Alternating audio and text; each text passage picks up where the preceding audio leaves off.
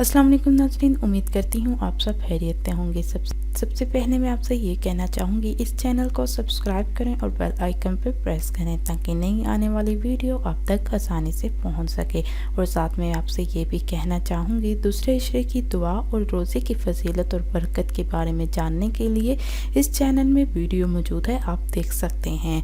आज की इस वीडियो में मैं आपको बताऊँगी कि दुश्मन के शर से कैसे बचा जा सकता है।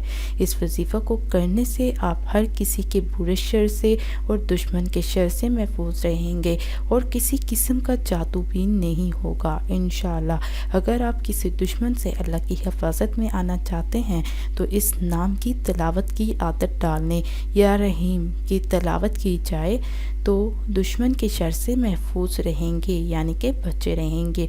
और साथ में रोज़ाना सूरत बकरा की तिलावत ऊंची आवाज़ में घर में की जाए तो घर में सुकून रहेगा और दुश्मन के शर से भी तहफ़्फ़ुज़ में रहेंगे और जो लड़ाई झगड़े छोटी छोटी बातों पे होते हैं वो भी नहीं होंगे इंशाअल्लाह। किसी किस्म का जादू भी हो जाता है तो वो भी ख़त्म हो जाएगा और किसी किस्म की कोई भी रुकावट भी नहीं आएगी काम में। बहुत ही छोटा सा और आसान वजीफ़ा है, इस अमल के करने से बहुत फ़ायदा होगा। मज़ीद मालूमात के लिए आप कमेंट्स में अपनी राय का इजहार कर सकते हैं।